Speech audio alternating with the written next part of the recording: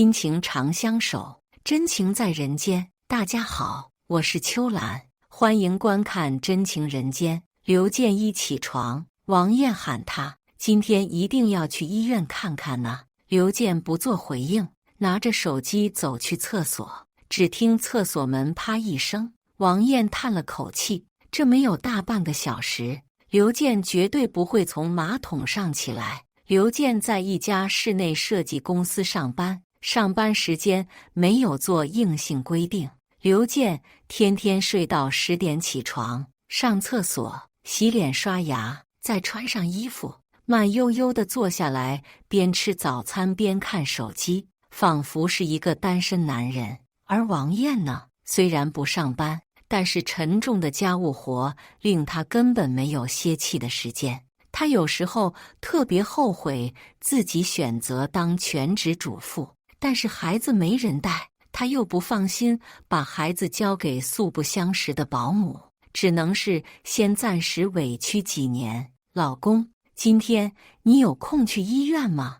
王艳趁着刘健出门前，赶紧又补上一句：没空啊，你以为我不用上班了呀？刘健不耐烦地讲道，眉头都拧了起来，一脸厌恶。王艳嘴角抽搐了一下，她不明白刘健为什么能够对自己做出这种表情。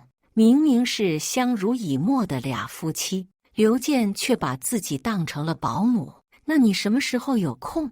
王艳从厨房里往阳台走去，路过餐桌时，刘健以为他要看他手机，慌忙把微信页面摁回至手机主页。王艳全当没看见，他不想看刘健的手机，他晓得里头肯定有很多不能见人的东西，他不想戳破，戳破对他没好处，他还要靠刘健给钱养他和女儿。再说吧，家里乱七八糟的，你也不收拾好，还有空想别的事。以后小宝长大和你一样好吃懒做，真是什么样女人养什么样的女儿。刘健家嫌弃王艳生了一个女孩，公婆都不帮忙带孩子。刘健每次吵架就拿王艳生女儿的事来损他，好似这个女儿是王艳一个人的，与他无关。王艳不作声，他已经习惯不与刘健争执。刘健一吵架就喜欢离家出走住酒店，他又不能离家出走，小宝需要妈妈，他无法扔下小宝不看不管。王艳想让刘健去医院看看男科。自从王艳生完孩子，刘健每次和他夫妻生活总是无法正常进行。渐渐的，大半年俩人都没有任何身体接触。刘健和王艳解释是因为工作压力太大，对这方面没有兴趣，所以那处无法正常工作。王艳才33岁，自然有正常需求。刘健似乎不把这事当回事，王艳拿他没办法。她把这事跟闺蜜小云说，小云却轻嗤一声，还不是在外头吃野味吃多了，吃不下住家饭了。小云什么意思？王艳没有听懂。在外头搞多了，回家当然没有力气。小云气呼呼地答道，她不喜欢刘健。当初刘健追求王艳时，小云就强烈建议王艳拒绝刘健。那时刘健还有一个女朋友，俩人已经到了谈婚论嫁的地步，但是刘健却背着未婚妻追求王艳。最后等到王艳怀孕时，才和未婚妻摊牌。王艳当时也不知道这事，但是孩子已经在肚子里了，只能硬着头皮和刘健结婚。哪晓得孩子一落地是一个女孩，刘健就没有好脸色给王艳，整天对她喝3道4，好像自己是家里的皇上。小云一直觉得刘健人品有问题，所以王艳和他吐苦水时，小云只觉得这才是刘健的真面目。小云，你是说刘健在外头有人？王艳差点没被口里咖啡呛住。虽然他晓得刘健手机里肯定不干净，但是不至于猖狂到搞外遇，搞到抛妻吧。有没有人不是我说了算？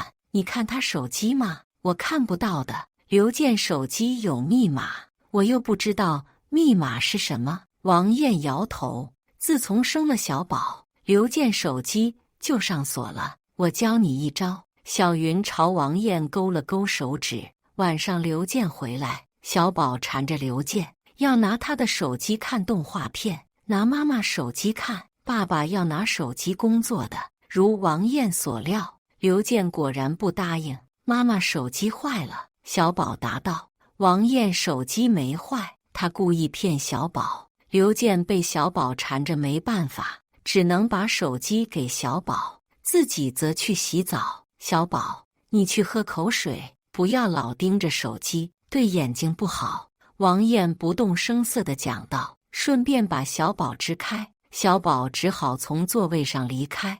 王艳早就在吧台放了一些小宝爱吃的零食，小宝见了零食，也忘记了动画片，兴致勃勃地拆开零食包装。王艳赶紧点进去刘健的微信里，有一个叫王的女人的给刘健回了一个微笑的表情，但是之前的聊天记录都给刘健删除了。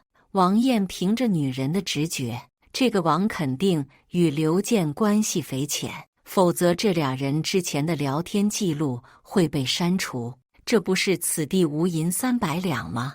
但是现在仅仅凭着一个表情就去质问刘健，似乎又有些无理取闹的意味。到时候刘健反咬一口，说王艳偷看自己的手机，恐怕又是一场恶战。王艳继续求助小云，小云说：“你看看刘健的转账记录呗。”这一查，果然是有猫腻。上个礼拜四，刘健在深圳出差，凌晨4点给王赚了2500块钱。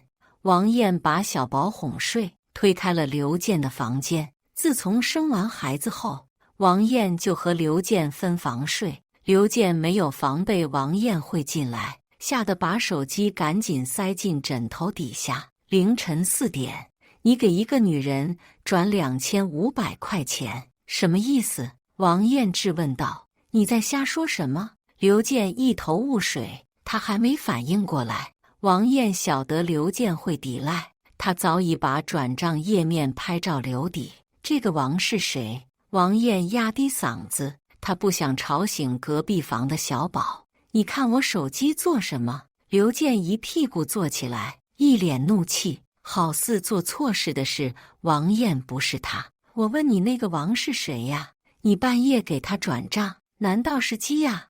王艳晓得刘健在隐瞒他，他进门之前还警告自己要平静处理这件事，但是真的和刘健对峙时，他再也无法控制自己的情绪。他还是在乎刘健，毕竟俩人在一起8年了。对呀，就是鸡呀，我总要找点放松方式吧。刘健理直气壮，好似他根本没做任何亏心事。王艳愣住了，刘健没有找任何词句掩饰，反而正大光明地认了。王艳一巴掌打去刘健脸上，可是转瞬，刘健居然一巴掌扇了回来。有病吧？大半夜不睡觉，刘健打了人，还没有任何愧意，你才有病！王艳哭喊起来，想打回去，但是刘健这次显然有防备，一把把王艳推倒在地板上。卧室门被轻轻推开，小宝站在门口，被眼前一幕吓傻了。刘健边骂骂咧咧边穿上衣服，王艳抱住刘健的腿不让他走，他却一脚把王艳踹开。小宝吓得缩在门边，刘健看都不看一眼，拿着手机大步往门外走去。只听大门啪的一声，刘健又离家出走了。第2日，小云见到了双眼肿成桃子的王艳。别哭了，事情都发生了，想想是该离婚还是继续过吧。小云叹了口气，她想劝王艳离婚，但是她也晓得王艳现在是全职主妇，要是刘健不给赡养费，这娘俩该怎么活呀？小云，你说刘健怎么会找鸡？他不怕得病吗？王艳一说话，眼泪又止不住地掉下来。他也终于明白刘健为什么会对他不耐烦，为什么和他同房时无法正常进行。果真是外头的野味吃多了，我担心不是这事。小云眉头微微蹙着，她也是头一次见男人理直气壮跟老婆承认去找鸡。你担心什么？王艳问道。这事不管放哪里去说，都是刘健的问题。可是你看他这态度，又是打你，又是离家出走，好像错的是你。小云替王艳不值，我怀疑这个王是不是他的仨啊？带感情那种仨。王艳不哭了，怔怔地望着小云。我不敢确定，反正刘健肯定是出轨了。你最好计划一下以后的事儿，不要最后弄得自己很被动。小云不好多说什么，毕竟这是王艳自己家的事。要是王艳以后过得不好，反而怪是他劝说的，他就是罪人了。小云，我该怎么办？王艳抽泣起来。她说是一毕业就和刘健结婚，一点社会经验都没有，她都不知道自己还能做什么。放下对刘健的感情，他不值得你哭。以后你就认真投资自己，赚钱养活自己和小宝才是你眼下最重要的事。小云认真地劝说道。半晌，王艳点点头。王艳到底是听进去小云的话。几日后，刘健回家，王艳不吵不闹，当那件事从来没有发生过。暗地里，王艳却捡起了多年未看的英语书，她想着把英语练好。她计划着明年等小宝上小学，她就去少儿英语培训机构当英语老师。这个念头是她送小宝去学英语时冒出来的。有一次，王艳看见培训机构门口贴出招聘广告，学历要求只需本科毕业。王艳立刻联想到自己，她可是名牌大学的硕士毕业生啊，再加上她还拥有丰富的育儿经验，按理说是可以应聘上的。小宝就读的英语培训机构收费高昂，一年学费3万起步，员工收入肯定不低，而且员工孩子上课还有优惠，一举两得。以后等到教学经验足了，还能自己开小班辅导孩子们，多好的未来呀！这一想，那些烦心的事似乎都被全部锁进抽屉。王艳立刻上网查了今年雅思和托福考试时间，认真制定着复习计划。哪晓得1个月后，小宝得了肺炎，高烧几天没退，医生要求立刻住院治疗。王艳忙不过来，只好把自己妈妈从老家喊过来。外婆一来，刘健更加轻松，索性借着加班的事，晚上都不回家了。外婆瞅着心里不高兴，趁着小宝睡觉时，和王艳念叨：“小刘怎么回事啊？自己闺女住院也不照顾一下，有这么忙吗？或许他最近在赶项目吧。”王艳不想让妈妈担心，找个理由把这事岔开。可是她心里还是不舒服。她再次想起那个王。王艳回家拿换洗的衣服，碰见正准备出门的刘健。你去哪了？王艳望着刘健，他刚洗了一个澡，看样子晚上又没回家。回公司啊，最近事情多。刘健含糊其辞。王艳却发现他在包里偷偷塞了几个一次性牙刷。去公司要带一次性牙刷做什么？王艳起了疑心，索性跟在刘健后头。趁刘健去车库开车的时候，王艳上了一辆的士。等到刘健的车从车库一出来，王艳便喊着的士司机跟着刘健的车。这一跟不要紧，居然跟去了妇幼医院。刘健来这里做什么？王艳心里发怵，赶紧给小云打电话，去产科住院部。小云立刻指示王艳。王艳深吸一口气，按下产科住院部那层电梯。产科在7楼。门口坐着一个护士，说是要登记才能进去。王艳不知道要找谁，索性坐在门口。等了半小时，王艳决定给刘健打电话。想了半天，刘健没接电话，再打过去，刘健就把电话掐掉了。王艳猜测刘健现在肯定不方便接听，想着他应该会找个时间再打回来。果然，刘健从一个病房里走出来，边走边拨打王艳的手机。喂，你找我做什么？刘健没有看见王艳坐在外头，王艳却看见了他。小宝肺炎住院这么多天，你晚上都没陪过一次床，你还是一个父亲吗？王艳眼里噙着泪，直直望着刘健。她突然发现他已经不认识刘健了，这还是当初承诺要给他一辈子幸福的男人吗？你发神经了吧？没事找事来吵，我要开会了，懒得跟你说。刘健把电话挂了。王艳已经习惯了刘健这样挂他电话，他知道在刘健眼里，他就是一个吃白饭的人。原来那个王不是鸡，就是这个女人。刘健居然连自己亲生女儿都不顾，跑来照顾外头的女人。王艳的心彻底寒了。小云骂王艳没胆量，怎么不去看看小三长什么样？换作是他，肯定把小三从床上拖下来往死里打。有什么好看的？我已经跟人打听过了，女的叫张珊，是刘健的小学同学，我们一家和他一家吃过几次饭。这俩人真是不要脸到极致了，已经怀孕4个多月。刘健带她去引产。王艳冷冷地讲道，丝毫不似上次那么悲伤。那晚上2500块钱是酒店房费，刘健舍不得张珊出钱开房，就把钱转给张珊。2500块呀，俩人这是开了一间总统套房吗？